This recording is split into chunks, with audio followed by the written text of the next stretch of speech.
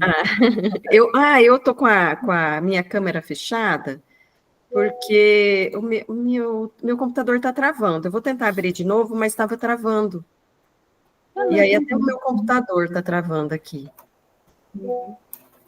Eu cumprimentei o Rafael quando estava com o microfone fechado. Ele Ah, vamos ver deixa se eu não ligar vai aqui fechar. também. Eu tô descabelada mesmo, na correria do dia a dia. Vou arrumar um pouquinho o cabelo. Tudo bom? Deixa eu compartilhar minha tela aqui. Hoje eu não preparei a apresentação, acho que, como eu tinha conversado com a professora Ana Lúcia, fazer mais no focado no. Deixa eu ver se eu compartilho. Num bate-papo. As duas equipes começaram a trabalhar com o Inception, prepararam um. Como que fala, gente? Uma área de trabalho no Miro para poder lidar com o Inception? Ou ainda não? Professor, ainda não. Pior que ainda não.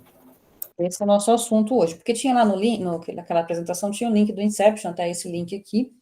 Tinha um outro link, agora deixa eu achar a apresentação lá, que eu coloquei O outros outro links. link, professora, era sobre a documentação.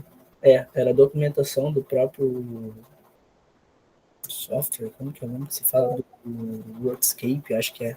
É. Não sei se é esse o nome, mas lá estava a documentação do site lá, que era um PDF de 9 páginas só. Não, daquela apresentação, tinha uns links que eu tinha colocado lá, deixa eu abrir aqui quais eram os links que eu tinha aqui. Que eu tinha colocado aqui alguns links, tinha os links no finalzinho do o que estudar, né? Aí tinha aqui do Lean Inception, do Scrum, do processo unificado, e tinha aqui as ferramentas, né? Do Miro, tem esse link aqui do Miro.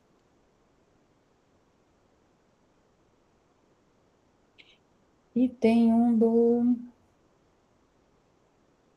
o link que eu tinha aberto aqui, tem dois aqui do Lean Inception. Esse e esse. Deixa eu trazer eles para cá, que eles carregaram para lá. São esses aqui, que era isso que eu queria. Ah, esse aqui é do NES. É esses aqui que eu queria abordar. Inclusive, esse é mesmo que esse, tá? Porque já tinha esse material para vocês estudarem, né, para vocês olharem, só que a gente não discutiu muito sobre as dinâmicas do Lean Inception. Só falei para vocês lerem sobre o assunto, né? Agora eu queria falar um pouquinho mais sobre como é que a gente tem aplicado o Lean Inception no NES. A gente tem deixado cada equipe definir, porque, ó, se a gente for pegar esse aqui do Miro, por exemplo, que esse aqui ele mostra deixa eu acertar aqui. Ele mostra as dinâmicas do Lean Inception. Esse Miro foi preparado até por eles mesmos, preparando já os boards para poder executar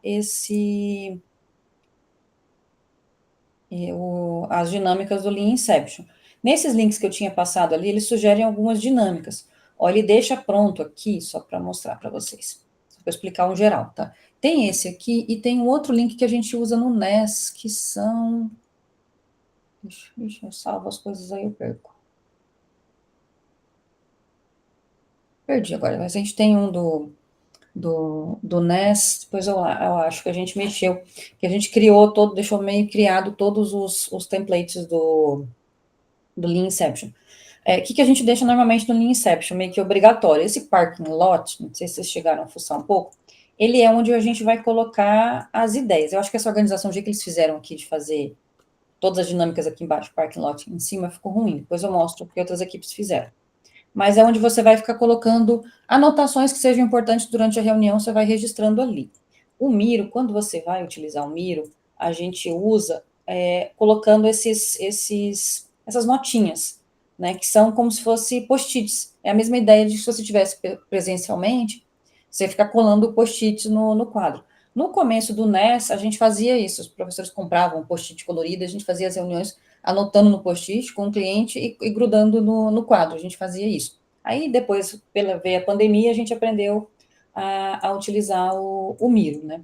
Das dinâmicas do Miro, aqui ele mostra a visão dos experts, mas o que a gente usa muito é essa aqui da visão de produto, Provavelmente vocês já estudaram lá em disciplinas como engenharia de software, alguma disciplina que fala de requisitos, ou que fala de modelagem do software, fala que a primeira coisa que a gente vai fazer, que até está isso lá no processo unificado, na fase de inception, é o documento de visão de produto. Visão do produto é um texto, um resumo do que é o seu sistema. Então, normalmente, eles são 2, 3 parágrafos, não é algo muito grande, normalmente a gente nunca passa de uma folha. Só que, normalmente, se a gente deixa aberto para cada um escrever esse texto, ele fica um pouco confuso. A gente, às vezes, não é muito objetivo no que deveria ter escrito nesse texto. E como visão de produto é um texto aberto, o Lean Inception tem esses passozinhos que ajudam a gente a entender, né? Para quem é esse produto, o problema que esse produto se propõe a resolver, o nome do produto, a categoria, se ele é uma aplicação web, se ele é uma aplicação mobile. Eu acho que eu posso mostrar, eu tenho aqui um do Notion, eu tenho de uma equipe que fez, muitas vezes é difícil a gente pegar produto novo, porque muitas vezes a gente pega produto continuação, mas eu não sei porque tenho orientado muito produto continuação, mas vou mostrar desse grupo aqui, que eles fizeram um Lean Inception, e é interessante ter essa percepção de que eles têm um monte de dinâmicas, mas vocês não precisam fazer todas as dinâmicas, até porque se você for fazer ele é um framework grande, um arcabouço grande, assim como é o processo unificado, mas que você escolhe, elenca algumas dinâmicas ali para fazer, mas não tem como, não é viável você fazer todas as dinâmicas, até porque senão o seu cliente vai encher o saco com você e falar, eu tenho mais o que fazer do que ficar brincando de dinâmica com vocês, né? Chega. Ó, essa equipe aqui, por exemplo, na época que eles fizeram, foi em 2021, ó, a gente fez a visão do produto, depois fez o não é, aí fomos para o objetivo do produto, voltamos no não é, faz, não faz, e depois fomos para a jornada do usuário. Mas para eu mostrar aqui como é que ficou o Notion deles.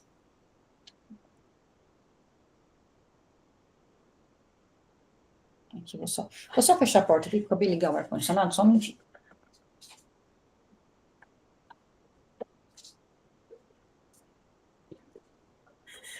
Aqui. Ó, por exemplo, essa equipe optou, sempre o parking lot a gente sempre deixa que a gente vai anotando algumas coisinhas que precisam ser feitas, tá? Então, esses Notions esses são de projetos que eu não posso compartilhar, então eu posso mostrar aqui, mas eu não posso deixar, é mais para dar exemplo, mas eu não posso deixar por conta dos dados do produto, tá? Por isso que eu não posso compartilhar eles especificamente, tá? Ó, essa equipe utilizou, isso aqui é uma imagem que a gente usou de fundo, mas só para ter essas coisinhas do visão de produto, para quem que seria o cliente, quem vai usar, o problema, o nome do produto, o que ele o que ele vai fazer, o que ele se diferencia de outros, né, o que o nosso produto especificamente vai fazer. Eles utilizaram de metas de produto, utilizaram de jornada de usuário, mas esse aqui, dois que eu considero assim, primordiais, que todas as equipes que eu trabalhei, a gente meio que deixou obrigatório, foi esse da visão do produto. Por que da visão do produto? Porque ele auxilia quando você está lá com a sua equipe. Por exemplo, deixa eu pegar um outro Notion, por exemplo. Deixa eu ver se é esse aqui. Nossa, cabelo digital.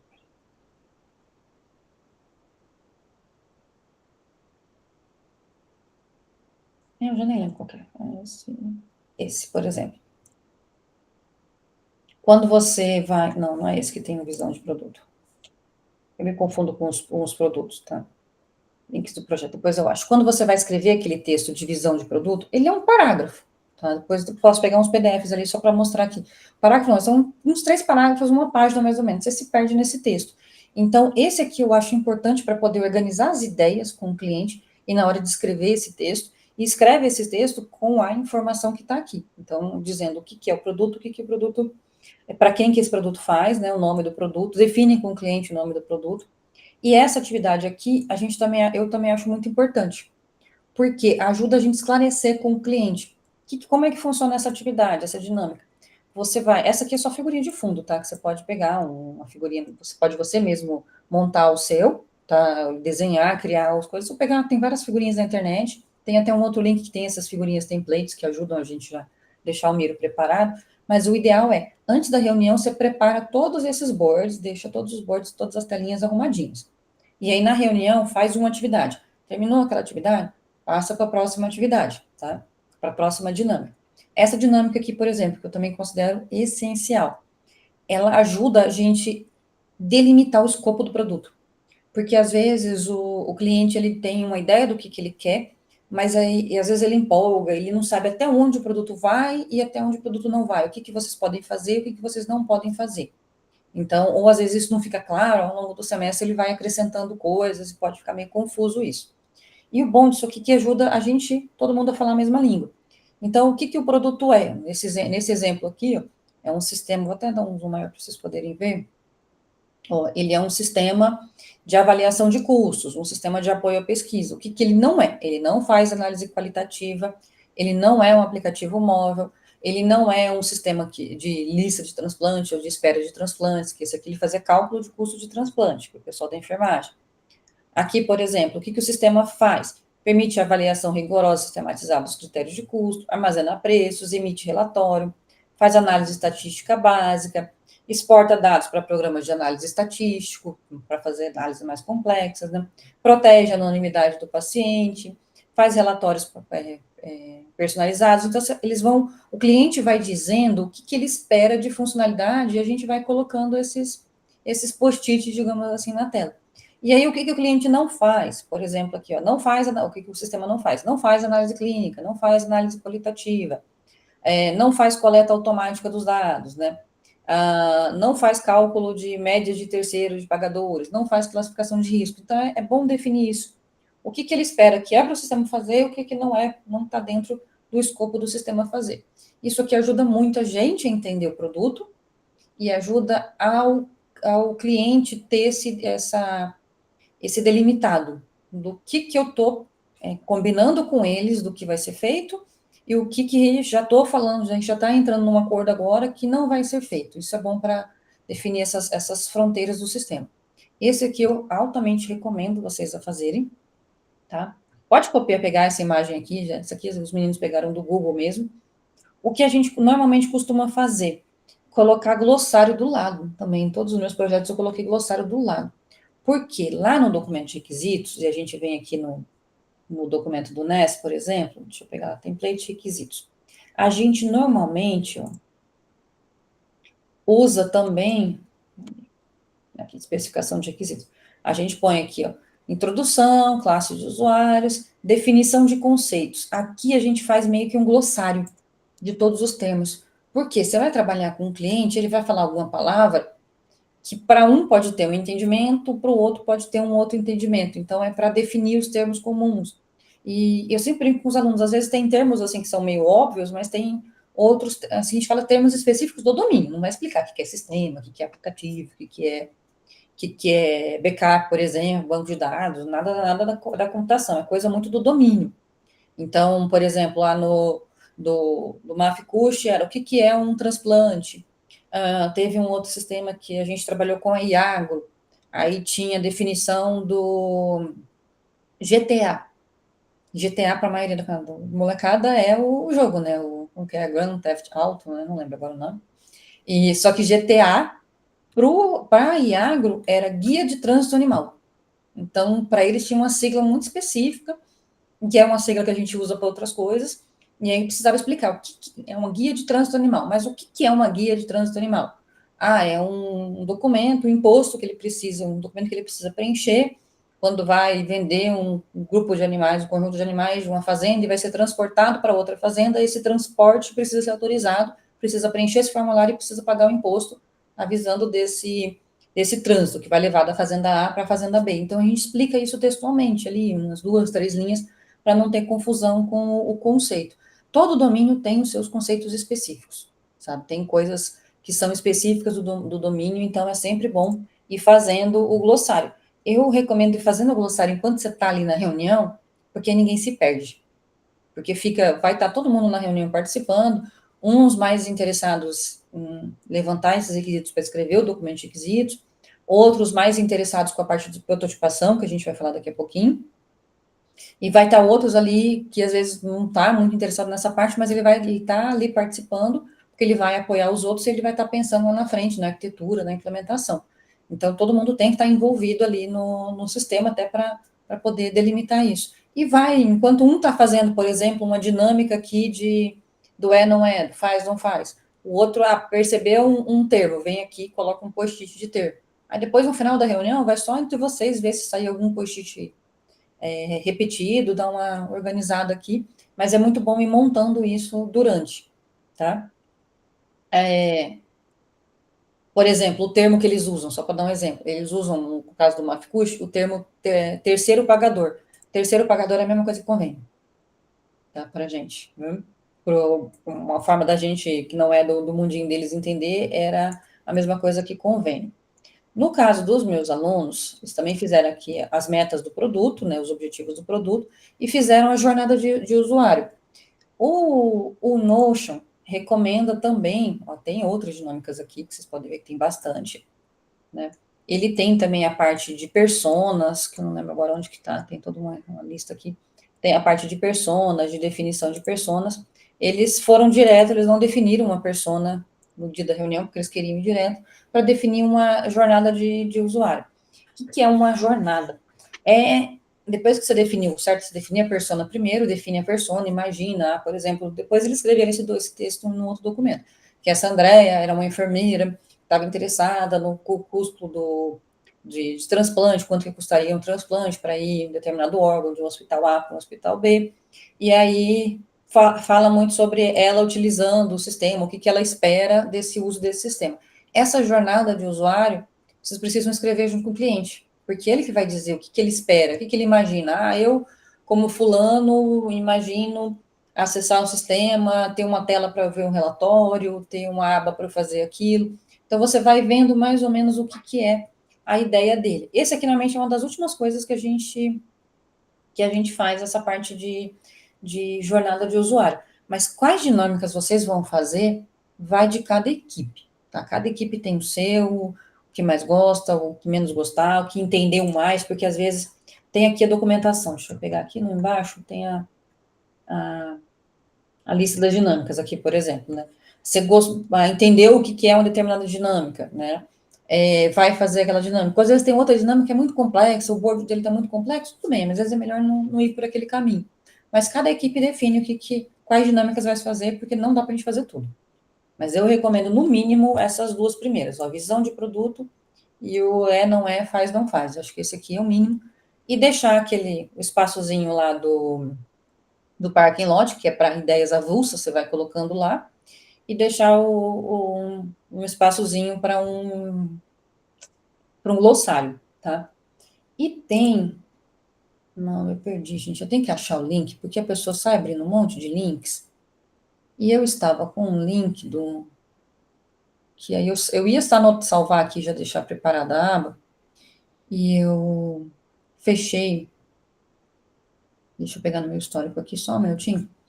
Que o NES teve um dia que o pessoal fez uma lista de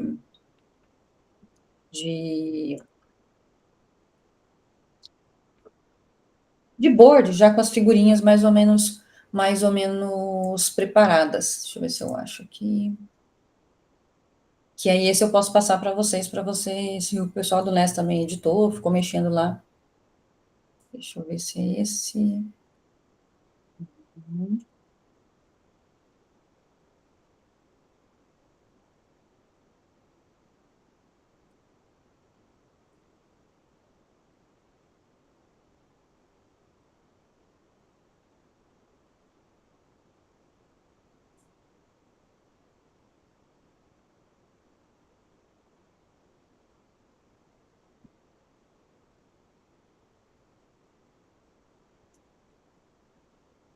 Estou me perdendo, eu abro tanta aba que aí eu vou me perdendo, mas eu acho que eu achei aqui.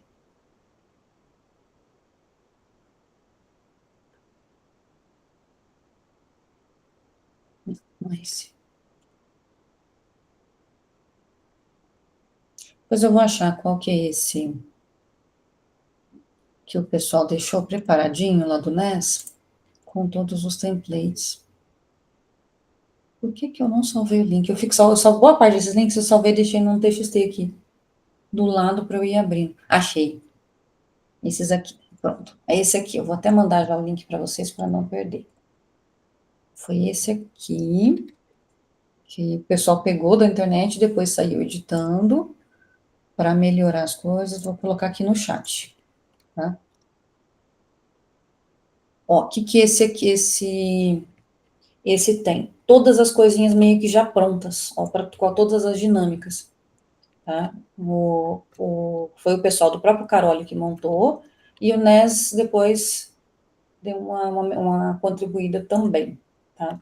Ó, esse aqui tem, por exemplo, da parte da visão do produto, tem aquela figura lá, que você pode copiar essa figura daqui e colocar lá, tá? Do não é, faz, não faz. A figura tá aqui, ele tem as informações e tem o exemplo. Ó, quando você mexe nele, ó, só para explicar, você pega só essa figura aqui ele dá exemplo de como você colocar as coisinhas. Mas aqui tem as figurinhas para você usar em todas, ó, aí, exemplos de uso do não é, faz, não faz, ele tem outros aqui, tá? Mas ele tem todos esses templatezinhos, tudo que você vai usar e uma explicação da jornada de usuário, de tudo, ajuda a gente sempre passa esse aqui para os alunos lá do NES. E do NES também, a gente tem esse relâmpago do Lean Inception, que é o guia que a gente usa com os alunos, né, para ajudar a definição. A gente dá essa recomendação aqui de, primeiro, esse burn-up é preparar a reunião, apresentar as pessoas, quem vai participar, explicar o que é o Lean Inception para o cliente. Você vai começar uma reunião com o seu cliente, você agendou a primeira reunião. Como no NES a gente acha muito ruim fazer aquelas agendas de vários dias com reunião com o cliente, a gente recomenda o aluno fazer isso aqui. Por exemplo, no primeiro dia, você marca a reunião com o aluno, com os alunos, toda a equipe, com o seu cliente. Nos primeiros 5 minutos, vocês vão se apresentar, vocês vão falar o que é a dinâmica, explicar que o que vocês vão aplicar com o cliente é uma dinâmica que vem do Lean Inception, né, e dar uma introdução ali, umas boas-vindas para explicar. Aí gasta 15 minutos fazendo a visão do produto, 10 minutos esclarecendo objetivos, 10 identificando personas e 15 descobrindo features, né? Aí, num outro dia, você faz uma outra. Normalmente, as minhas equipes preferem marcar num outro dia, um outro só para o não é, faz, não faz. A gente prefere fazer isso, porque normalmente é o que demora mais tempo da gente ficar fazendo. Mas é legal vocês terem preparar uma agendazinha assim, ó, 15 minutos para uma coisa, 10 minutos com a outra, 15 minutos com a outra, porque senão, e aí põe relógio no dia, tá? Põe um timerzinho ali na tela, se tiver presencialmente com o cliente, leva um computador, deixa um timerzinho ali no projetor de forma que ele veja, ou se tiver online, põe um timerzinho ali no canto, porque a gente se perde, a gente se empolga na discussão, a gente desfoca. Eu falo assim, os professores desfocam, os alunos desfocam, o cliente desfoca, parece que a gente vai esquecendo a dinâmica, a gente vai empolgando num assunto e foge, e demora um pouco, já está conversando de outra coisa e foge da dinâmica, começa a conversar de outros problemas, de outras esperanças do cliente em relação ao produto, e a gente foge. E aí fica aquelas reuniões intermináveis lá, de 3, 4 horas, e não definiu quase nada. Acho que a Ana Lúcia conhece bem, o Rafael também, provavelmente já participou de várias reuniões assim, que a gente fica horas e horas e não... Aí você fala, poxa, você fala, pode resumir toda essa reunião em meia hora, né? A gente faz muito isso. Ô, Jane, você vai mandar o link desse modelo da agenda para gente? Desse aqui do NES, esse aqui tá lá no GitHub do NES, mas eu mando aqui também, tá? Esse tá privado? Eu vou compartilhar com vocês, Felipe, tá? Eu vou ver se eu altero lá, tá? Mas ele não é para estar privado, não. Talvez pela conta. Vocês estão acessando pela conta da UFMS? Deixa eu tentar entrar, vamos ver também. Ver se consegue. Senão, depois qualquer coisa, eu vejo ali a configuração para poder dar permissão, porque esse aqui é legal. Cadê? Não, esse aqui. Foi esse que eu mandei, né? O F8, esse mesmo. Uhum. Eu entrei, normal. É legal que ele tem todas as figurinhas, né? Então, para você poder usar aqui nas dinâmicas, né? Deixa tudo pronto já as coisinhas, né? A definição de persona. E esse aqui, o GitHub do NES é tudo aberto, que inclusive vocês podem olhar, fuçar à vontade, quem precisar, ó, GitHub-NES-Facom. Aqui a gente tem o repositório modelo do GitHub para criar um novo projeto, né? E a gente tem o templates, os dois são públicos. Né? E no templates, para a parte do Lean Inception, está aqui no requisitos. Então, aqui tem esse guia que foi feito para poder auxiliar os alunos com a preparação da agenda, tá? Tem a sugestão aqui de como fazer, só que como era um documento, e na época a gente não estava usando o Miro, a gente acabou fazendo assim, depois acabou assumindo, todo mundo hoje em dia no NES, a gente acaba fazendo pelo Miro. Teve alunos que tentaram com outras ferramentas, mas a maior parte das equipes vão para o Miro. Mas aqui ele fala um pouquinho de cada uma dessas e ajuda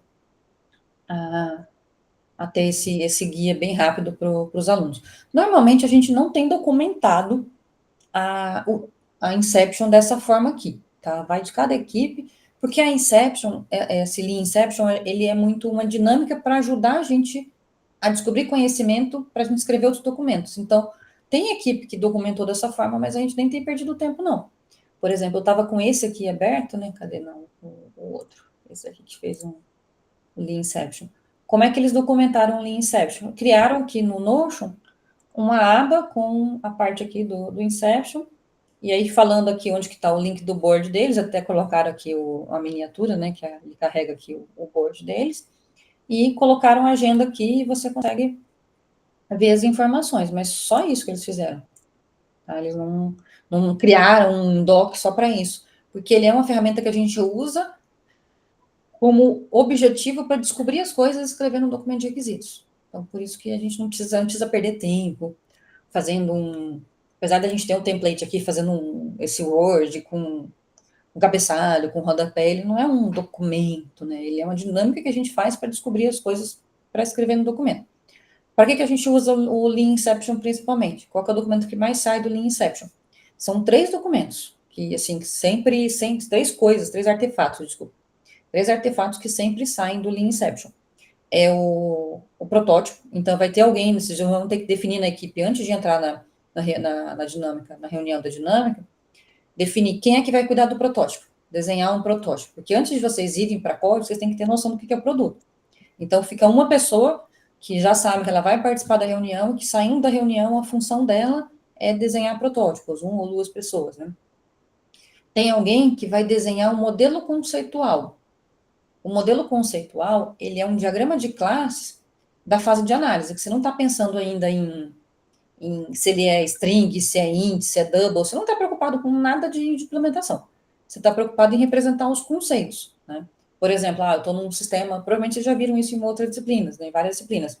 É aquele diagrama de classe que, se você estiver utilizando o Asta, por exemplo, né, a gente recomenda bastante o Asta, você vai omitir visibilidade do atributo. Deixa eu ver se eu acho alguma disciplina aqui do AVA que eu tenho algum modelo conceitual, só para mostrar do que eu estou falando. Para vocês conhecem, com certeza, mas é só para exemplificar o que eu estou falando. Deixa eu pegar aqui de arquitetura só. Do ano passado. Que o modelo conceitual, quando a gente está fazendo o modelo conceitual, aqui, a gente está fazendo isso, ó, eu vou omitir tipo do atributo, não importa se ele é string, se ele é double, se ele é float, se ele é int, se ele é date, não importa qual que é o tipo. Não importa informações detalhadas. Me importa, assim, informação, qual que é o nome do atributo, o nome do conceito, a gente na maioria das vezes chama de conceito. Então, você monta um diagrama de classe com todos os conceitos. Aqui, por exemplo, esse exemplo aqui, a notícia é marcada com tag. A tag possui um título. Uma tag pode ser de IC, de TCC, de estágio, de evento, de palestra. Você fala, poxa, isso aqui está gigante, eu vou ficar modelando tudo isso aqui, meu código vai ter tudo isso aqui de classe. Não, isso é um conceito. Um conceito, ele é um glossário na forma de diagrama. Depois, isso aqui, quando for virar código, aí é outra história, lá no código, deixa eu pegar aqui só para... Deixa eu pegar um exemplo aqui de um código. Quando você for pensar em código, aquele tipo tag ali, por exemplo, que aqui eu estava no conceito, a notícia possui uma tag pode ser de evento, de palestra, de monitoria, de prova, de concurso. Quais são os tipos de tags que podem ser usados? Por isso que usou herança. Quando a gente vai para código, você fala, opa, isso aqui é o conceito. Como é que eu vou modelar esse conceito aqui? Aí, por exemplo, aquilo lá ficou a notícia, possui uma tag. Uma tag é um enum. Pronto, acabou. Bem simples de implementar. Mas é diferente a solução de código para uma solução de conceito. Então, na fase de análise, que é a fase que vocês vão estar agora, as reuniões do Lean Inception vai servir para uma pessoa ir modelando o protótipo, uma outra pessoa vai desenhando esse diagrama aqui, registrando esses conceitos. Por exemplo, o pessoal do Scala Missa. Uma missa tem uma pessoa responsável, tem um horário, vai registrando esses conceitos, os atributos, os relacionamentos, e vai fazer esse meio que glossário em forma de diagrama, sem planejar a implementação, só para entender o problema. E uma outra pessoa eu falo no mínimo, são 3 papéis, mas pode ser mais de uma pessoa fazendo esse mesmo papel. E a outra pessoa vai escrever o documento de requisitos, que aí vocês podem fazer tanto na forma de histórias, aqui tem lá no NES, tem diretrizes para escrita de história, tanto na forma esse documento, por exemplo, estava na forma de caso de uso, pode ser na forma de requisito, então vocês escolhem como que vocês vão escrever, documentar esse resultado do Lean Inception, mas precisa ter 3 grandes responsabilidades. Alguém para documentar requisitos, que pode ser na forma de requisitos clássicos, pode ser na forma de história de usuário, pode ser na forma de caso de uso. Vai de cada equipe, aí o Rafael, a Ana ajuda vocês a escolher. Alguém fazer protótipo, que aí tem N ferramentas, tem um monte de ferramentas, eu já dei aula de HC, tem um monte de ferramentas diferentes para modelagem de protótipo. Normalmente as minhas equipes têm usado o Figma, têm gostado do Figma, porque tem algumas ferramentas que às vezes limitam um pouquinho. E o Figma tem sido bem de boa. Mas quem quiser usar uma outra ferramenta, não tem problema, acho que tem. Depois eu posso até recuperar uma lista minha enorme que eu tinha de ferramentas e mandar para vocês no grupo. Ferramentas assim que eu já usei, testei em disciplinas, o pessoal já usamos bastante, mas o Figma acho que é o que eu mais recomendo agora. E a outra pessoa fazer o modelo conceitual. Então, sai da reunião, na verdade, entra na reunião, pelo menos esses 3 papéis definidos, 1 ou 2 pessoas para fazer essas coisas. Porque aí você está na reunião, tá todo mundo aplicando a dinâmica do Inception junto, mas pensando nisso, já fazendo as suas anotações ali, pensando, eu vou sair da reunião, minha responsabilidade, junto com fulano, vai ser cuidar desse artefato, e eu vou modelar esse artefato, tá? A documentação. Vocês têm alguma dúvida em relação a essas 3 coisas que precisam ser feitas? Do modelo conceitual. O modelo conceitual é só isso, a ferramenta, que foi esse que eu mostrei aqui. Ferramenta, olha, eu tenho usado o Asta, porque é uma ferramenta que você pode ter a licença Student com a conta da UFMS. Não sei se vocês usam. Vocês usam o Asta, não? Os alunos têm que responder aí, eu não sei. Eu que tenho a disciplina de APSO, né, análise de projeto de software, eu uso o Asta, sim, também recomendo por causa da licença estudante, né. Além do Asta, também recomendo o Visual Paradigm, né, que ele tem a versão Community Edition, que daí é gratuito, né, porque as outras todas são muito caras, né, se você vai pegar uma licença do Lucidchart, ou mesmo do StarML, que eu gostava também, é muito caro, porque é tudo valor em dólar, para nós brasileiros fica... O Visual Paradigm está com licença para estudante, para community? O Paradigm, ele tem a versão Community, que daí você pode usar gratuitamente, Onde que está isso? infinitamente, né? Me fala, porque eu também estou dando a PSO. Eu tô tocando figurinha aqui. Porque eu conheço esse aqui, o online. Esse online, ele tá a mesma coisa que o Draw.io, mas o Draw.io acho que está melhor um pouquinho. Que é esse aqui, o online. Mas onde que você acha ele? Depois você me conta onde é que você acha Quer ele. ver? Eu vou te passar o link aqui do Tá. Community. Porque os meus alunos têm usado, que às vezes não conseguem usar o Tá aqui no... o Asta, tem aluno às vezes que implica com o Asta. Ó, ele mandou o link aqui. Depois eu vou olhar isso aqui. Esse é gratuito para sempre, né? Antes o StarML, ele também era gratuito, assim, que ele era tipo o WinRAR, né? Ele fala para você, ó, eu quero que você compre, mas se você não comprava, ele não ligava. Só que agora não, agora ele só funciona por 1 mês, e aí depois disso, se você nega de comprar, ele já fecha. É uma pena, porque eu gostava do StarML também. Eu Sempre também gostei mais do gostava. Asta, de todos, né? Mas o Star eu gostava também, né? Como E alternativa. esse aqui dá para usar, dá para instalar nos laboratórios, porque o nosso problema é dos laboratórios, a gente está com o Asta Community ainda, que já saiu faz tempo de não estar sendo mais atualizado, que já não existe mais. O Visual Paradigm dá. O Asta não dá, né? Porque mesmo tendo a versão estudante, né? O técnico dos laboratórios me explicou que não dá para associar a todas as máquinas, porque daí a gente estaria descumprindo os termos da licença, né? A gente até pediu para a Facom comprar a licença que eles estão vendo para comprar a licença do Asta, mas o que a gente tem no laboratório é aquela versão antiga, de quando eles publicavam a versão community, mas que está bem Usava defasada, essa bem também. antiga. É o que os Aham. laboratórios rodam hoje. Vou pedir para o pessoal do suporte instalar isso aqui. Porque essa aí a licença é livre mesmo, o community aí. Uhum. Bom, mas então, tanto o Asta quanto esse aqui, aí o Rafael ajuda vocês a escolherem, né? Sim. O importante é conseguir fazer essa modelagem. Não tem nenhuma ferramenta assim que eu conheça que seja boa para a parte de modelagem colaborativa online. Os online que eu conheço é o Visual Paradigm Online, mas ele é bem limitadinho, e o Draw.io. Mas assim, já aviso que tanto o VP Online quanto o Draw.io, eles são ferramentas de genérico, ferramentas de desenho genérica. Então, assim, você consegue fazer qualquer coisa e ele deixa você É isso que eu ia falar, né? Ele não usar um reforça relacionamento a proibido, notação. por exemplo, né? Sim, se você tentar descumprir a notação da UML, ele vai deixar, né? Porque ele é para Uhum, tudo, né? Então é aí que tá uhum, o perigo, né? Até o próprio Lucid Chart, que ele é bem focado em UML, ele deixa fazer coisas que a UML não aborda, né? Então eu acho complicado usar isso, né? Porque você acaba uhum. fazendo coisas que não existem.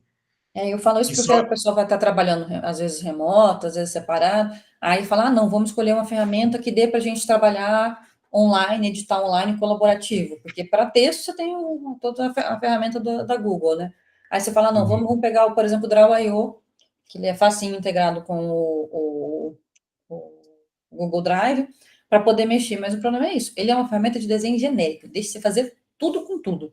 Então, é, tem que tomar muito cuidado com a qualidade do artefato. Ele não vai dar erro se você tentar fazer uma coisa proibida, né? e só complementando também sobre ferramenta de prototipação, que você falou, né? O Figma é o que todo mundo tem usado hoje em dia, né? Mas como alternativas que eu já usei também, temos o Pencil e o Just in Mind, que são duas gratuitas, que são de instalar mesmo na máquina e são gratuitas, são legais também. Claro que não são tão poderosas quanto o Figma, assim, em variedade, né? Mas é alternativa, né? Uhum. Eu até acho que o poderoso demais às vezes é ruim, porque eu já dei aula de HC, queria fazer doutorado na área de HC, comecei doutorado na área de HC.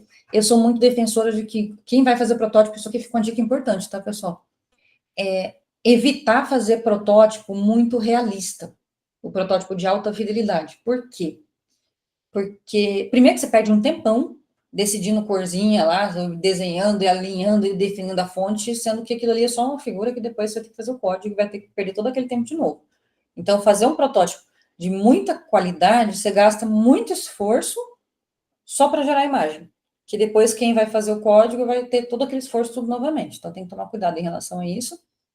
E também o problema como fala assim, da ilusão do cliente, que a gente já viveu isso no NES, do cliente ver o protótipo, o pessoal tinha feito o protótipo assim, aquele protótipo clicável, ainda era a coisa mais linda, ficou lindo. Só que o cliente, para ele, assim, tipo, tá tudo pronto aí, o que falta? Não, tá pronto aqui só a casquinha, isso. E essa casquinha é só imagem, a gente vai depois ter que implementar tudo de novo. Mas por quê? Mas por quê? Mas porque a pessoa não consegue entender que aquela telinha, apesar de ser clicável, aquilo ali não era o software, era só uma simulação, era só uma casquinha, só um conjunto de imagens simuladas. Então tem que tomar cuidado em relação a isso. Mas aí a gente principalmente não perde muito tempo por conta de não ficar lá. Eu já tive projeto que eu tive que puxar a orelha de aluno, porque o aluno ficou 3 meses desenhando e não fazia outra coisa. Eu falei, não, chega, ninguém aguenta para você desenhar, não. Você vai fazer outra tarefa, você não vai ficar para sempre desenhando telinha, né? Tem mais coisa para fazer, né? E pior aconteceu isso com uma figura, tá lá ele não se formou não, aluno ótimo, mas a gente teve que puxar a orelha. Ó, vou dar um exemplo aqui, esse aqui o pessoal fez no Figma, mas é um projeto legal, que aí, para resolver o problema do pessoal do... Ai, tá lento aí. Aqui, você faz isso aqui, ó. Ó, você faz a interface, ó, eles fizeram uma interface mais ou menos, não colocaram muitas cores aqui, mas tem as informações aqui da interface lá no Figma, faz cada uma das telinhas aqui, tá? Já planeja as telinhas, as informações, mas sem se preocupar muito com qual tipo da fonte, qualquer, as cores, né? E aí, eles definiram depois uma paleta de cores para ser utilizada no sistema, e a fonte. Mas tem outras equipes que fazem algo mais profissional, que é de perfil de cada um. Eu tinha que estar aberto todos ao mesmo tempo, que ele vai carregando, né? Esse aqui foi o que eu acabei de abrir. Esse aqui, ferramentas da qualidade. Não deixa eu abrir. E esse aqui.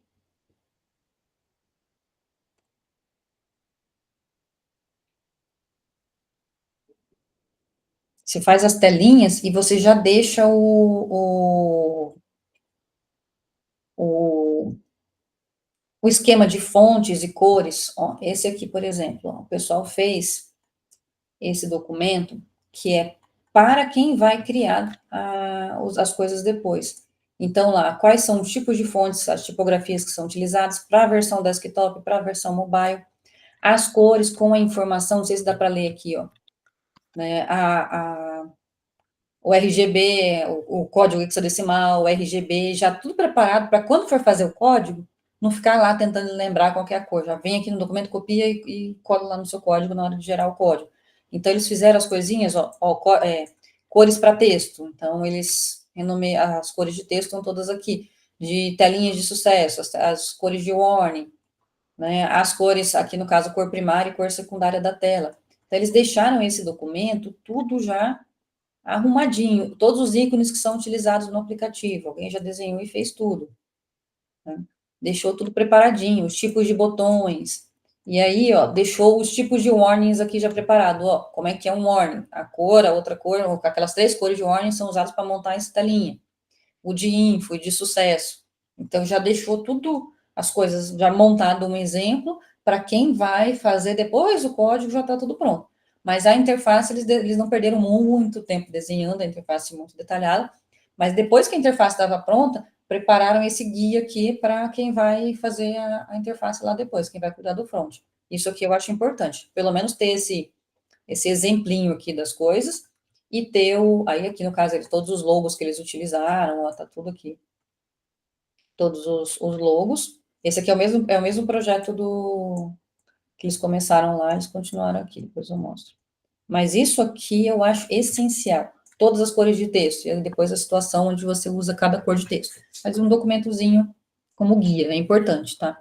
Mas na hora de fazer a interface, faz a interface mais alto nível, menos detalhada, tá?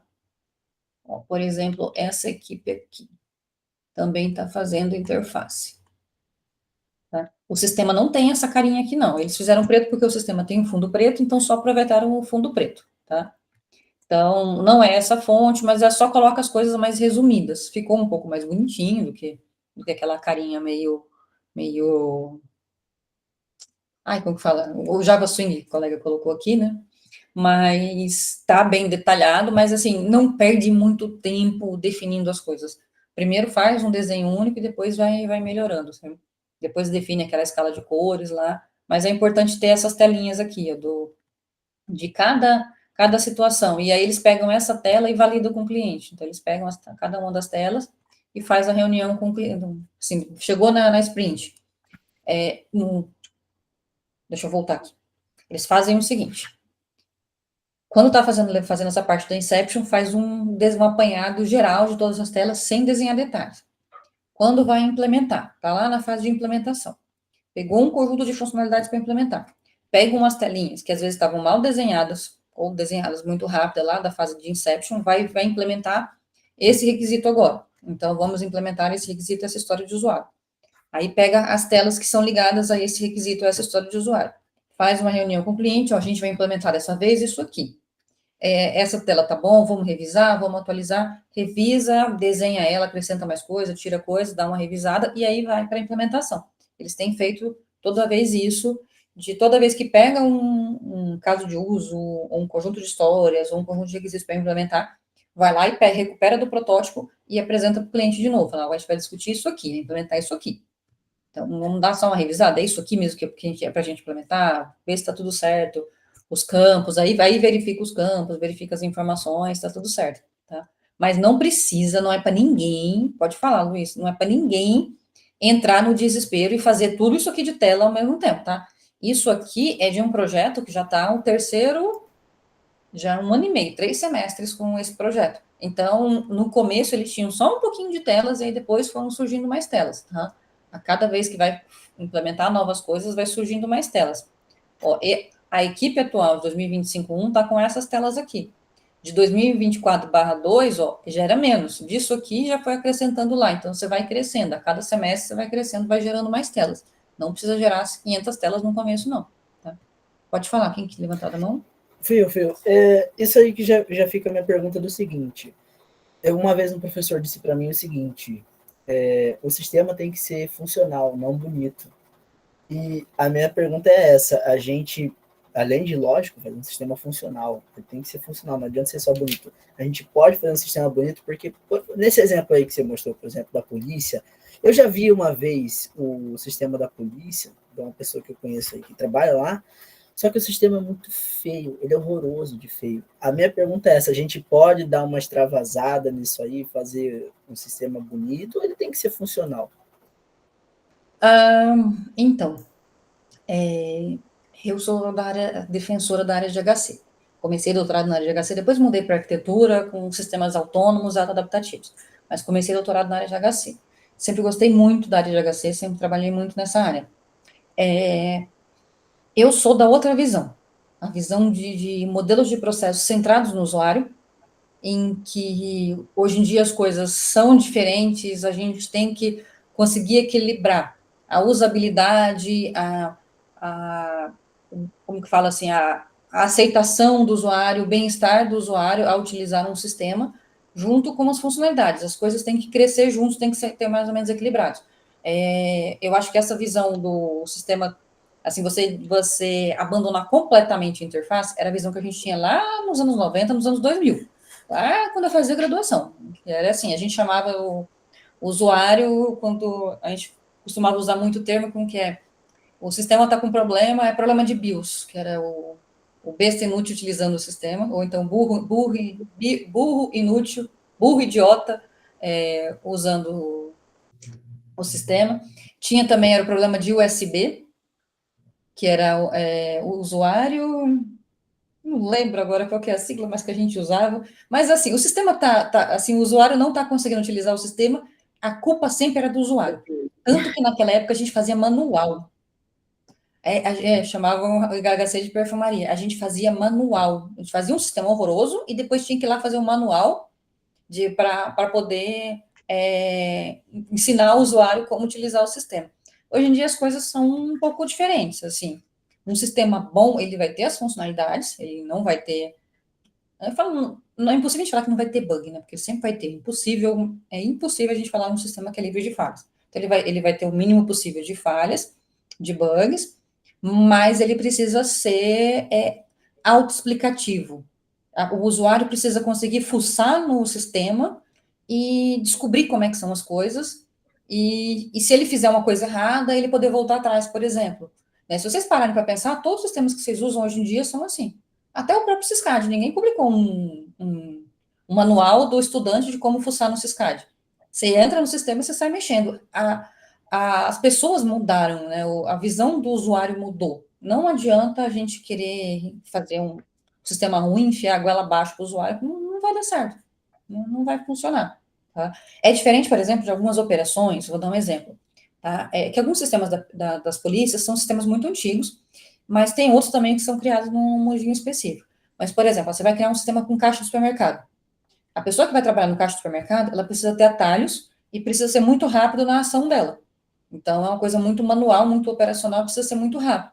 Naquele sistema, realmente, não precisa ser bonito, ele precisa ser eficiente para tornar a tarefa da pessoa que está trabalhando ali mais fácil possível e menos suscetível a erros. Só que, por exemplo, no sistema, pensando aqui lá no Scala Missa, não vai ser uma pessoa que vai estar lá com um trabalho manual repetido um monte de vezes, que precisa fazer um treinamento para usar o sistema.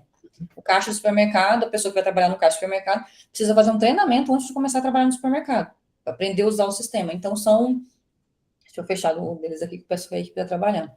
Então, depende muito de qual é o mundo e de qual é a situação. Esse sistema aqui da Polícia Federal, por exemplo, é para peritos em computação utilizarem. E eles têm planos depois de abrir para outras polícias internacional. Então, eles têm coisas assim, por exemplo, tem que ser em várias línguas, tem que ter tem que ser em alemão, tem que ser em francês, eles têm um monte de coisinhas assim. Mas, ao mesmo tempo, não significa que tem que ser um sistema feio. Você tenta equilibrar as duas coisas. Não perde muito tempo enfeitando, para não ser frufru demais, mas tem que ter um mínimo de HC, de usabilidade, de você fuçar no sistema e descobrir onde é que estão as coisas, excluir um negócio sem querer, sabe aquele passo do voltar atrás, sabe? Ou confirmar, você tem certeza que você quer realmente excluir? Às vezes excluir o voltar atrás é um normal hoje em dia. Eu acho que a gente evoluiu um pouco em relação a essa forma de pensar das pessoas de computação mesmo, de como é que a gente cria sistemas, né? Acho que, e também a humanidade no geral, né? Ninguém mais lê manual nenhum. Nem vem manual, a gente compra um produto, nem vem manual mais, né? Você compra um secador de cabelo. Você comprava um secador de cabelo antigamente, vinha com um livro enorme de manual. Agora não vem nada, vem um papelzinho lá falando da garantia. E olha lá. É assim agora. Celular, antigamente vinha um livro junto com o celular. Agora não vem nada, porque tem que ser intuitivo a parada.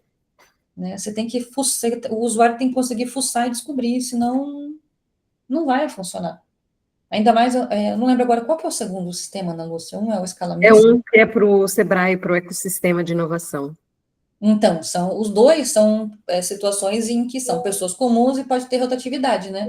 Então, E uma hora assim, está uma pessoa cuidando dali, outra hora está e o uma pessoa... perfil dos usuários pode ser de pessoas assim que não, o máximo mexe no WhatsApp, então tem que ter uma facilidade, né, para as pessoas. Tem que ser simples, tem que ser intuitivo, tem que confirmar uma exclusão, tem que poder voltar atrás, se excluir sem querer, tem todas essas coisas, senão não vai funcionar. Né? Então, até uma discussão que até fica para o Rafael, acho que não sei se ele participa do curso, mas que a gente é uma discussão que a Facom tem muito aqui, que é a disciplina de HC. A gente põe no começo dos cursos ou no final. A gente está agora fazendo teste. Tem uns cursos que HC está no segundo semestre. Exatamente para o aluno já chegar e já descobrir que existe o usuário, né, que ele precisa se importar com isso também, que existe construção de software centrada no usuário. E tem outros cursos que a gente está fazendo, igual o sistema de informação, engenharia de software está no segundo, o sistema de informação está lá no penúltimo semestre. Aí a gente está vendo agora o que vai dar certo, porque colocar no segundo semestre, às vezes o aluno não tem maturidade suficiente, mas colocar no último semestre pode ser muito tarde, que aí ele já meio que já formou a cabeça dele sem se importar com o usuário, às vezes ouvindo para outros professores com um discurso meio anti-usuário, né, mais antigos, e aí vai falar que o usuário existe só lá no final. Então, é um negócio que a gente não conseguiu resolver ainda. Quem nasceu primeiro, o ovo ou a galinha? Eu acho que a ideia é até ter duas. Na graduação que eu fiz, tinha duas IHCs. É bom ter uma no começo e no final. Nossa, que legal. Gente, Evita olha, isso. isso é uma ideia boa. Eu nunca tinha visto. Porque a maturidade do aluno é muito diferente. E faz a diferença com a Vocês que formação são dele, né? alunos, vocês vão ficar chateados assim, falar, minha maturidade vai mudar. Muda muito. Você vai ver quando você for formando, e aí você olhar para os calouros entrando, vocês vão falar assim, meu Deus do céu, olha esses calouros, são um bando de criança. A cabeça da gente muda muito. É a mesma coisa de vocês que estão agora na faculdade. Olha lá para a molecadinha no ensino médio, no terceirão lá, você vai falar assim, meu Deus do céu, quanta inocência, quanta criançada, né? A maturidade, assim, é um negócio incrível. Mas é um negócio interessante, Rafael, essa ideia, viu? Eu nunca tinha visto nenhum curso que fez assim. Nunca tinha visto mesmo. É legal, né? E não custa nada, né? Colocar uma a mais, porque é um negócio útil, né? E faz diferença colocar no começo por causa da maturidade, né? Mas se deixar só pro final, a pessoa vai já sair achando que é bobagem IHC, né? Ou que é decorativo. Uhum. Tem uma discussão na UFMS sobre, tem alguns professores dando sugestões, até discutindo, levantando essa bandeira, de mudar, em vez de ser 17 semanas no semestre, ser 15. Até para atender o que muitas universidades já fazem, em vez de a gente fazer disciplinas com 68 e 34, fazer com 60 e com 30, igual boa parte das universidades já estão fazendo, né? A UFMS Sim. adaptar para isso. Se a UFMS fizer isso e reduzir, por exemplo, 8 horas ou 4 horas nessas disciplinas para fazer caber nas 15 semanas, a gente vai ter que criar mais disciplinas para atender, ou mais optativas, né? Aí seria uma situação que, ó, economizou horinhas de outras disciplinas para dar a carga horária do curso, né, sem prejudicar a carga horária do curso, criar outras lá no final, mas isso é interessante, viu? Uhum. E É essa é um discussão aí vai ser decidida onde? Porque eu ouvi falar nela mesmo. Não, por enquanto, pelo que eu sei, assim, é só um movimento de professores que estão levantando essa Ah, bandeira e tá. querendo trazer para a gestão para discutir isso. Uhum. Porque sempre esse 17 semanas está sempre sendo apertado, né? A gente começa o semestre devendo aula, né? É. É, Uhum. tá mesmo. E aí não cabe inverno e verão, sempre fica apertado. E ao mesmo tempo a gente está diferente de muitas universidades que fazem as aulas, as disciplinas com 60 créditos ou 30 créditos ou 120, sempre número redondinho, né? A gente usa 34, 68, ficam uns números meio. Quebrado. Uhum. Então tem, mas é uma bandeira que estão levantando. Eu falei, ó, se isso aí andar, vale a pena até para a gente poder criar outras disciplinas, né? No final do curso. Você faz um HC no começo ou no final. Mas é interessante essa discussão do usuário, porque é muito a linha de cada professor, o perfil de cada professor. Eu tenho uma formação que eu sou muito mais computação aplicada nesse sentido. Trabalhei com dispositivos móveis, com programação para web, quando fui no mercado, trabalhei com requisitos, trabalhei com arquitetura, trabalhei com programação, mas principalmente programação de front-end. Então, todas as vezes que eu trabalhei no mercado como programadora, sempre front-end. Mestrado na área de PMI de multimídia, mas desenvolvendo web e mobile. Aí, doutorado, comecei na área de HC, depois mudei para a área de arquitetura de software, mas eu tenho essa formação mais da coisa mais aplicada, e tem professor que tem formação mais teórico, né, dentro da computação, vai muito pela formação de cada um, né? Então, mas também é saudável ter essa diferença de opiniões dentro dos cursos, né? Ah, sim. Uhum. Mas, ó, voltando aqui para a pergunta, eu acho importante conseguir equilibrar as coisas, tá? Tem que ser um sistema, dar uma lida sobre usabilidade, sistemas intuitivos, a questão, esqueci a palavra agora, quando você aumenta e ajusta a tela, esqueci o nome agora, se for aplicação web ou mobile. Gente, quando você aumenta e diminui, Redirecionamento. responsividade, Responsabilidade. Esse responsividade. daí, professora, eu perguntei para a senhora, porque teve esse professor meu, ele deu web para mim. E ele falava, e a gente fez um sistema que ele funcionava. Aí ele falou assim pra gente, tá, esse sistema que a gente fez, como era um projeto base, que era o Web 1, ele falou, ó, o sistema de vocês, ele é funcional. Aí quando a gente entrou para a segunda parte, que era o Web 2, que foi no outro ano, ele falou assim, ó, ele falou, olha, agora vocês vão ter que entender que o sistema de vocês, ele funciona, mas ele é impossível de ser usado. Você sabe usar, porque você fez, mas e quem não sabe? Então sempre teve aquela discussão. E ele brigava muito comigo, porque às vezes o meu sistema não funcionava, isso já aconteceu. De eu apresentar um sistema que não funcionava, mas a telinha era bonita. Ele ficava louco comigo. Não, E eu tem falava, que não, professor, funcionar. mas o sistema ele tem que ser intuitivo. Não adianta você colocar um botão lá, inserir, excluir e mostrar. E eu não, fazia um sistema bonito e ele ficava no meu saco. Não, porque não sei o quê. Ele era daquela época que você nem usava framework. Se não me engano, ele comentou comigo que ele fez ciência da computação. Mas assim, eu falo, tem que equilibrar as coisas, né? E é por isso também que é importante dividir papéis dentro de um projeto, sabe? Quem vai programar, ter as pessoas que vão programar mais, não sei se vocês vão dividir em back-end e front-end, por exemplo, mas é uma pessoa que vai ficar pensando mais na programação da regra de negócio, da lógica de negócio para baixo, e uma pessoa que vai ficar mais focada na interface de usuário. Mais para frente, a gente vai discutir sobre como é que vocês vão desenvolver estilos arquiteturais, então vamos fazer estilos arquiteturais, vamos fazer camadas, vamos fazer MVC, MVP, MVVM, tem vários estilos arquiteturais que dão uma organização mínima e não são difíceis de entender.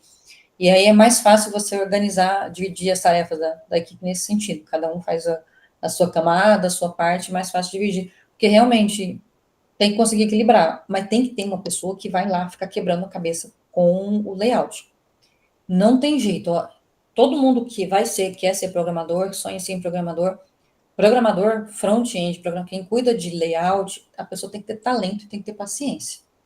Porque, assim, enquanto um programador lá do back-end, do código, consegue resolver o mundo no algoritmo e fazer um monte de funcionalidades, quem está no front demora um tempão, às vezes alinhando a droga de uma barrinha, alinhando a droga de um botão, ou briga usa às vezes até algum switch ou framework para ajudar na interface gráfica, ele vai lá e gera um monte de código que você não está entendendo o que está acontecendo.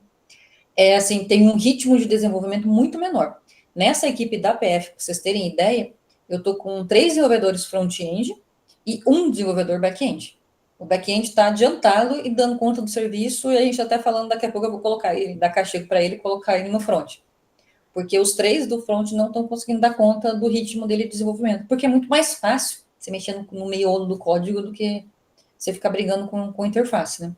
E mais para frente a gente vai discutir também os estilos arquiteturais, que inclusive tem estilos arquiteturais que dividem a interface gráfica do restante do código exatamente por isso, porque a interface gráfica ela é chata de criar e ela é chata de testar. Tem muitas coisas que você não consegue nem testar. Então, tem estilos que surgiram por isso, para separar.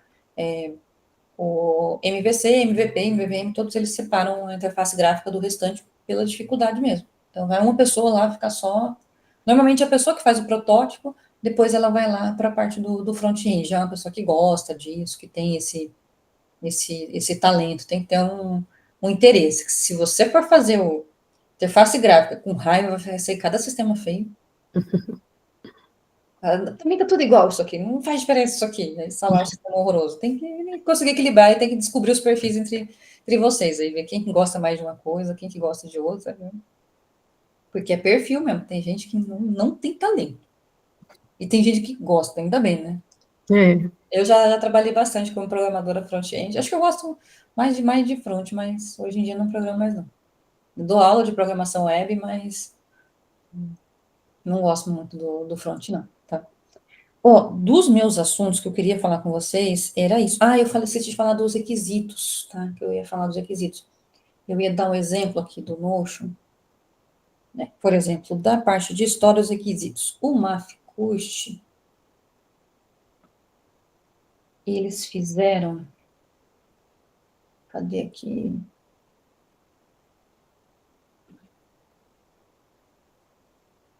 Artefatos. Eles fizeram na forma de histórias de usuário, só que eles escreveram as histórias de usuário aqui no Notion. Nessa época, a gente não tinha problema ainda de usar o Notion, mas o que foi o problema? Na hora que você vai registrar o software, tem que gerar o PDF disso aqui, vira um manhaca. Então, não recomendo fazer isso aqui, tá? Mas só para mostrar que eles fizeram lá, eu como admin, quero, para e critério de aceitação. Então, eles fizeram toda aquela estrutura da história, só que na forma dentro do Notion.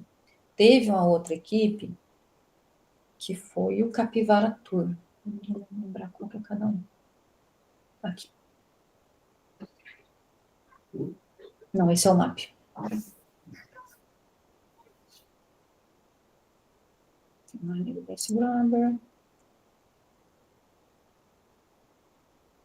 Cabine digital. Concierge. Então vai esse mesmo. Estava procurando Capivara Tour, mas vai o MAP mesmo. Também tem a ver com Capivara. Aqui, artefatos, gerência de projetos, equipe.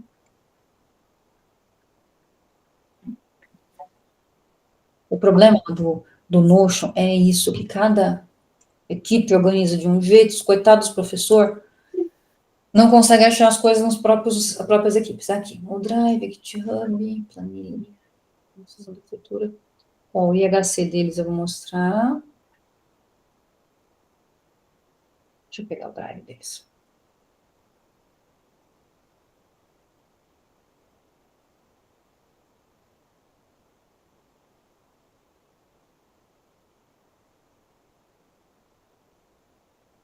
Requisito, documento de histórias. Aqui já foi uma equipe que a gente já combinou, falou, não vamos escrever histórias dentro do Notion, vamos escrever histórias num documento separado. Então, eles fizeram lá bonitinho, que é o que eu recomendo para vocês. Faz um documento lá no Drive, cabeçalho da UFMS, pode usar os templates lá do NES, tá? Aí, eles colocaram todas as informações aqui, aí eles colocaram essa legenda para dizer, se está implementado, se não está completo, se não foi implementado. Foi implementado, mas não terminou, mas não implementado. E aí eles escrevem as histórias assim, um identificador para a história, Eles também fizeram um documento de requisitos para registrar melhor as informações, a prioridade alta, quer dizer que ela vai entrar nas primeiras sprints. Aqui completa porque depois eles já implementaram, depois você volta lá, no início vai estar tudo como não implementar, né? E aí, por exemplo, essa história, ó, eu como usuário administrador, gestor ou técnico, desejo realizar login para manter os dados do sistema atualizados. Aí, critério de aceitação, cenário 1, informações inválidas, dados vazios, esqueceu a senha, dados completados, por exemplo, cadastrar usuário, o sistema, deixa eu pegar um mais complicado, peraí. Editar usuários, remover, criar plano de ação, esse aqui. Falar, eu, como usuário, administrador, gestor ou técnico, desejo criar um plano de ação para monitorar as ações de um determinado processo. Aí, critérios de satisfação. Se for administrador, tem esse cenário, né, cenário 1, cenário 2, cenário 3, né, todos os problemas que podem acontecer. Se for gestor ou técnico, tá, pode acontecer esses problemas aqui. Então, você vai considerando os cenários que podem ter de problemas lá, por exemplo, vou ler um aqui, por exemplo, ao criar, do administrador, cenário 1, criar plano de ação com sucesso, a situação perfeita. Dada a necessidade de monitorar um processo, quando todas as informações, nome do plano de ação, objetivo, setor, status, responsável local, todas as informações do formulário, você põe aqui quais são os atributos, solicitados no cadastro do plano de ação foram preenchidos corretamente, então efetuar a criação do plano e mostrar na mensagem falando que o cadastro foi realizado. Aí o cenário 2, que são os cenários G, você começa a pensar nos erros. Erro ao criar plano de ação por campo obrigatório não preenchido. Dada a necessidade de monitorar um plano de acesso, quando o gestor tenta criar um plano de ação e não preenche todos os campos, então exibir uma mensagem de alerta informando. Você começa a pensar em todos os cenários. Primeiro, situação perfeita, depois cada um daqueles cenários do que pode dar errado. E que eles foram bem detalhistas criando esses cenários. Fizeram histórias com cenários. A outra equipe já fez lá dentro do Notion, criando nas coluninhas, mas de uma forma mais objetiva. Tá? Como vocês vão escrever? Vão escrever na forma de cenários, vamos escrever na forma de requisitos, ou vamos escrever de outra forma. Requisitos agora não consigo lembrar nenhuma equipe que tem, mas eu posso mostrar aqui. De uma disciplina, por exemplo. Esse aqui a gente fez na disciplina de arquitetura, a gente fez a modelagem do sistema Facom em Foco. Deixa eu ver se eu tenho o documento de requisitos dele. Que foi um que foi feito pelo NES.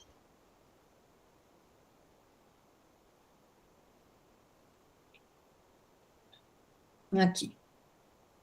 Bom, definição de conceitos lá, que aí esse aqui foi feito por uma equipe do NES, só que esse aqui é escrito na forma de requisitos bem clássicos, ó. Deixa eu dar um zoom maior aqui para vocês verem. Com aquelas frases, o requisito funcional 01, sistema deve exigir que o usuário professor faça login. Aí, por exemplo, aqui, requisito funcional 07, o moderador deve ser capaz de realizar o cadastro e a remoção de professores.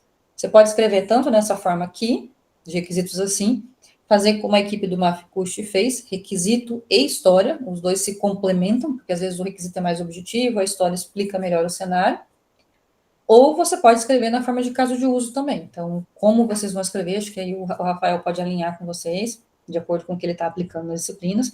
No NES, a gente não define uma regra, o aluno pode escrever na forma de requisito, pode escrever na forma de caso de uso, pode escrever na forma de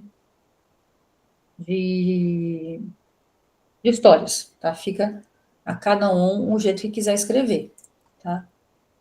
E eu ia mostrar, que eu lembrei agora.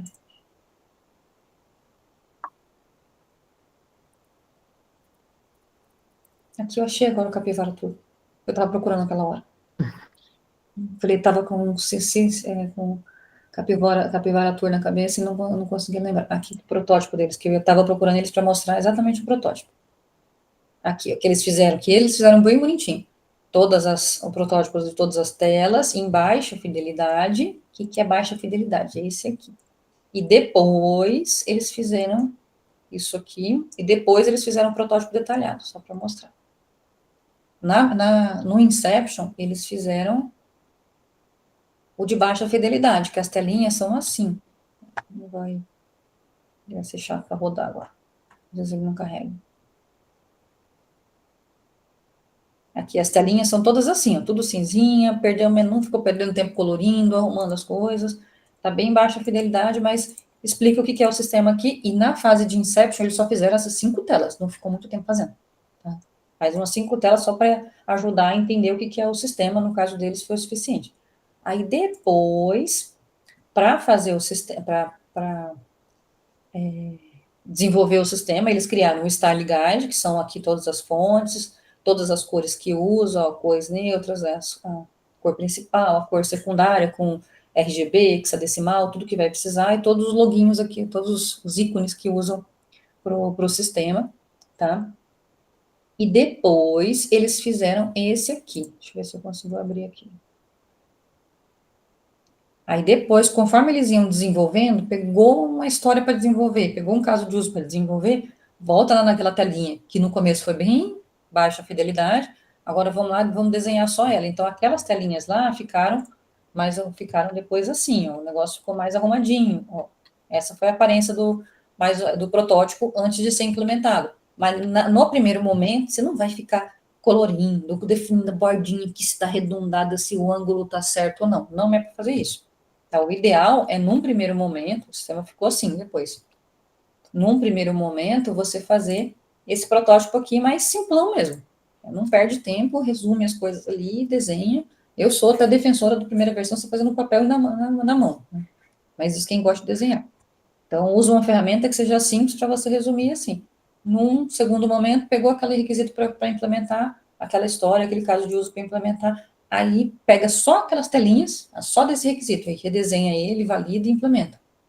E, ao mesmo tempo, deixa esse Style Guide já preparadinho aqui. Agora nem sei se eu salvei. O Style Guide já preparadinho para quem vai fazer depois não ficar perdido nas cores, tá?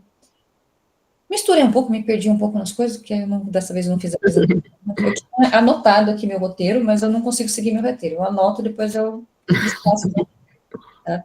Mas aí, o Rafael quiser complementar, a Ana Lúcia quiser complementar, a minha recomendação para vocês é marcar essa reunião, deixa preparado o board do Miro e já define essas responsabilidades de quem vai fazer cada uma dessas 3 coisas. O protótipo, os requisitos, que pode ser história, caso de uso ou requisito, e o modelo conceitual. Já vai para a reunião com esses 3 papéis definidos, né? Pelo 1 ou 2 pessoas para fazer cada uma dessas coisas. Saiu da reunião é documentar esses artefatos. Aí eu não sei quando que vai ser a próxima reunião, mas depois qualquer coisa, a reunião, talvez não precisaria ser todo mundo, talvez por equipe, só para dar uma olhada, conversar, falar assim, qual que foi o seu resultado? Ou às vezes até todo mundo é bom, porque um vê o resultado do outro também. Também, né? Uhum. No NES, semana que vem a gente vai fazer um workshop, lá tem 4 equipes por turno. A gente vai fazer um workshop onde cada equipe vai apresentar o que está fazendo para todo mundo ver. Ah, que legal. Trocar ideia. Então, às vezes, é até bom todo mundo. É Mas uma boa. o ideal é que na próxima reunião já tenha uma versão de cada uma dessas coisas, esses artefatos, esses 3 artefatos, para mostrar e a gente discutir em cima, e melhorias, e ir melhorando ele, para depois começar na implementação lá para frente. O primeiro passo é preparar o board do Miro. E marcar a reunião, né? Aí, feita a reunião, vai... Eu não sei se você e o Rafael vão participar das reuniões com o cliente, como que vocês vão fazer? Eu gostaria de participar, até porque provavelmente eu que vou ter que fazer junto com os alunos da escala missa, e eu quero participar junto com o Sebrae também, até para entender o sistema. E aí o Rafael, não sei se ele vai conseguir, mas seria legal se ele estivesse junto, né? Mas não sei. Eu vou porque eu tenho curiosidade. Dependendo da data, sim, posso participar. Legal. Eu queria aproveitar para pedir para os alunos mostrarem aqui, as 2 equipes mostrarem o que elas fizeram nesses dias. Dar uma breve resumida aí, em 5 minutinhos, cada equipe, o representante de cada equipe, e contar qual que é a função de cada membro aí, se os membros estão envolvidos, se alguém ficou... Se bem que agora que vocês vão começar a interagir, assim, mais, né, vocês vão começar a definir mais papéis. Mas mostrar um Notion, cada um que fez, né, abrir seu Notion. Isso. Eles já têm os grupos de WhatsApp de cada equipe, né, para ver se o pessoal está participando também, né, o que está fazendo. Exato, se quiserem abrir também o grupo do WhatsApp, aqui mostrar o que vocês conversaram, enfim. Uma equipe, quem que era o líder das equipes? Deixa eu ver aqui. Bom, vocês podem se manifestar também, viu, alunos? O Luiz da equipe 2. Tá, quem que te ajudou, o que que vocês fizeram, quem que conversou o quê? Bom, a gente, sendo muito transparente, falando de forma muito clara, como a gente ficou meio perdido, a gente não sabia o que era, a gente tinha atividades do que a gente faria, mas a gente não necessariamente sabia o que a gente faria. Eu falei com o pessoal, vamos marcar uma reunião entre a gente e vamos só ver o que cada um tem interesse de fazer. Já tem previamente o que cada um vai fazer, mas, por exemplo, o desenvolvedor, ele pode escolher se ele quer ser só front-end, ou só back-end, ou full, fica a critério da pessoa. O nosso amigo Alisson, ele fez uma arte que é do nosso projeto, deixa eu só verificar se eu acho aqui no meu computador. Acho que eu excluí, mas eu consigo baixar e mostrar ela aqui no grupo. E ele fez uma mídia, eu acredito que, se não me engano, eles me comentaram que ele trabalha com isso. E cadê? Deixa eu mostrar aqui, ó. Achei já. Achei a imagem. E acredito que, se não me engano, o pessoal comentou que ele trabalha com isso. E ele, de prontidão, eu falei para eles, ó, eu criei uma conta lá no nosso meu Deus do céu, no e-mail, eu criei um e-mail e um do Google Drive e falei, vamos colocar um nome para equipe. Primeira versão foi essa, né? Uma bem grotesca, aí o Alisson foi lá e fez algumas versões que a gente fez uma votação, escolheu a melhor. E se eu não me engano, não. Essa aqui foi a versão final.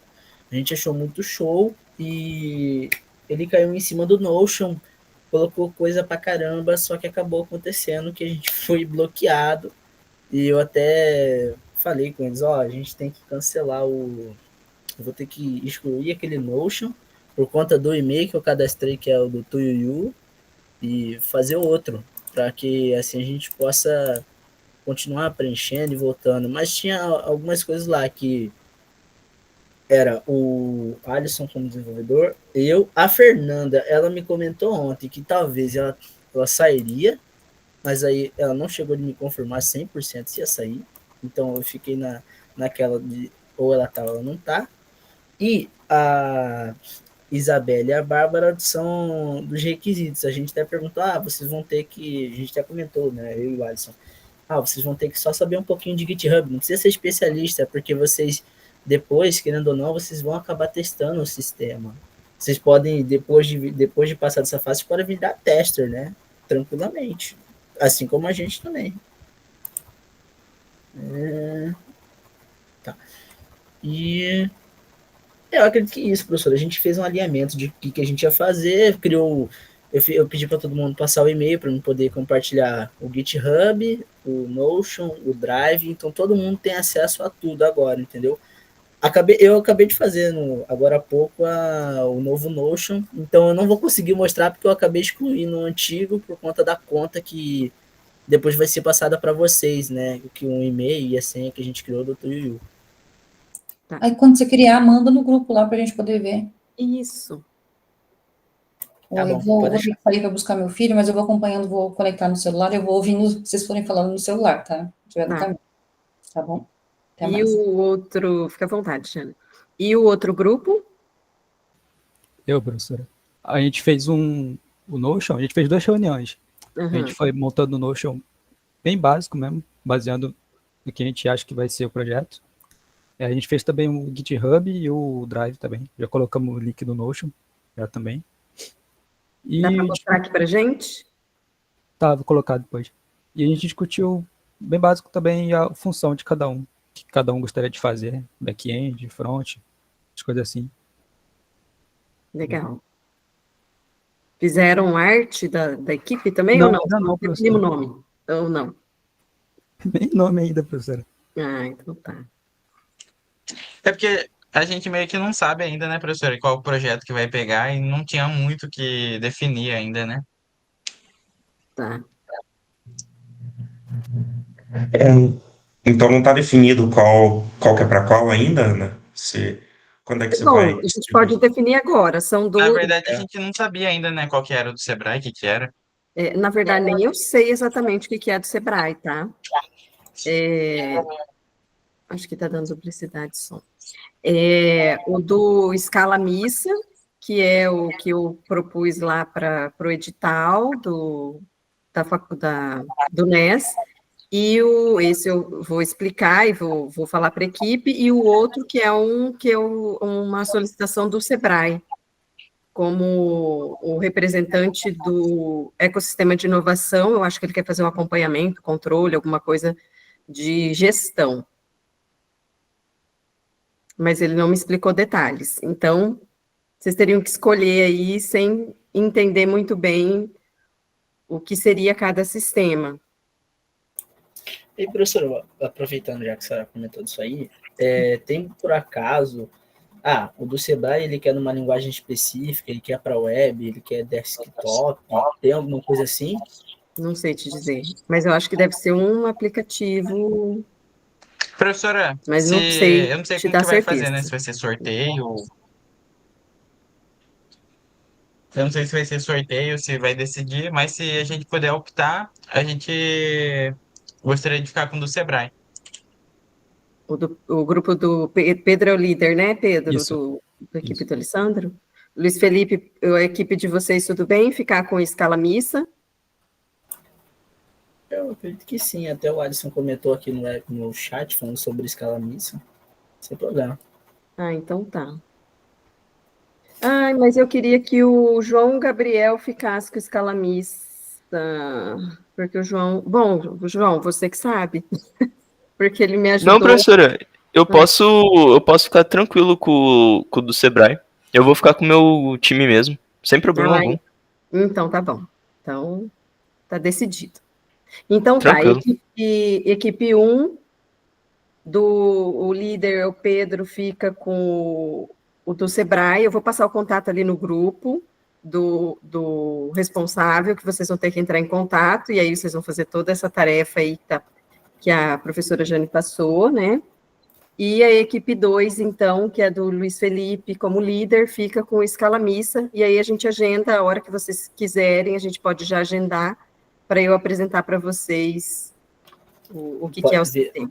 Veja o dia que a senhora prefere, professor. A gente, só para a gente alinhar a agenda, né? Acredito que sábado, nem a senhora queira fazer reunião sábado, eu também não posso. A gente Mas vê. qualquer outro dia da semana, sem problema nenhum. Então tá, às vezes à noite, um horário que vocês, para mim também, tanto faz. Então tá, eu acho que é isso, né? Eu Opa, coloquei aqui um travou. resuminho da... Travou meu computador, tá? Deixa eu até fechar Vou fechar a minha imagem para vocês. Estão me ouvindo bem agora? Sim. Estão me ouvindo? Eu coloquei o resuminho aqui nas mensagens do que a professora Jane orientou e o que fica de tarefa para a próxima reunião, tá? Além de o contato, para vocês colocarem em prática a partir do contato com o cliente. Alguém ficou com alguma dúvida, está com alguma dificuldade, não entendeu alguma coisa? Professora, eu sei que ainda não está definido, mas se a senhora puder, se tiver alguma informação extra desse projeto do Sebrae, só para a gente começar a se organizar, ter uma ideia, porque depois dessa reunião, a gente vai fazer uma reunião menor depois entre nós só. Tá, eu vou fazer o seguinte, eu vou mandar mensagem Travou de me novo. explicando mais ou menos o que ele quer. Travou? Tá me ouvindo bem agora? Aham, Voltou. mas Voltou agora. travou no começo. Ah, tá. Eu vou mandar vou pedir para ele mandar um áudio explicando mais ou menos o que seria o sistema, só para dar uma orientada na... Para a gente se organizar certinho. Então, tá. E aí, você já tentem agendar com ele semana que vem também. Tá, Então, joia? professor, aproveitando que a gente já está aqui, já está ao vivo, quer Uhum. marcar já a data? Pode ser. Deixa eu olhar aqui na agenda. E, Rafa, imagina, é feito em Java esse sistema? Pode ser quarta-feira à tarde? Ou vocês preferem à noite? Ou, quarta eu não posso, eu posso à tarde. E quinta-feira à noite ou terça-feira à noite pode também. De noite não dá À pra noite gente, não dá professor, pra porque a gente tem faculdade. aula. É verdade. Então pode ser à Pode ser de tarde? tarde. Pode, Pode ser quarta? pode. Então tá, quarta, 1h30 ou 2 horas? Quarta, 2 horas. Então tá. Então tá agendado. Ok. Fala, João. Isso tá definido para os dois grupos, professor, ou só para um Só só? para escala missa. A outra vocês vão ter Ah, que sim. agendar com o Felipe do Sebrae, tá? Eu vou Ah, passar tudo o bem, tudo bem. contato dele para vocês e aí vocês agendem com ele diretamente. Certo, certo. Combinado?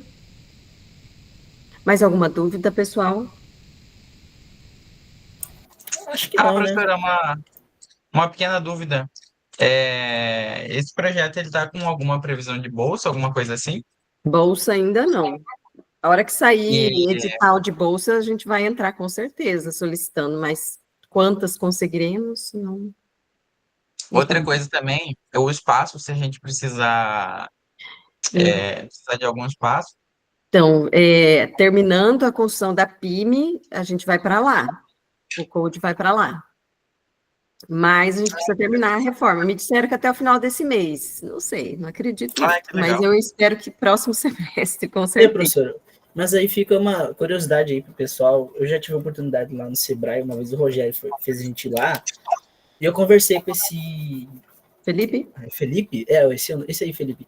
Ele pode muito bem disponibilizar lá o espaço para vocês trabalhar. Lá tem um espaço de coworking, ele me explicou que Verdade. vão fazer um procedimento, mas se vocês vão trabalhar para eles, então Para eles, provavelmente perfeito. conseguem É trabalhar. boa ideia, eu vou falar com isso, vou falar com ele, isso daí mesmo.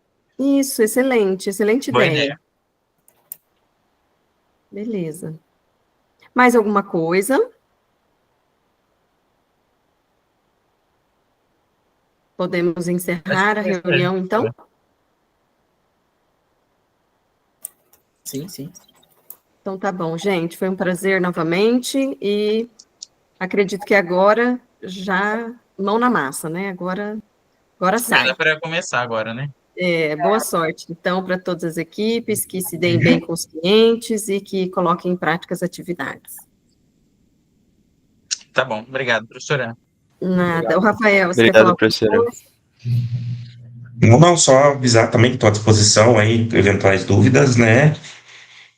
E vamos para frente. Beleza, que a gente vai perturbar o senhor. Beleza. Legal, pessoal. Um abraço, então, e bom final de semana para todo mundo. Tchau, tchau. Obrigado, tchau, tchau. Tchau.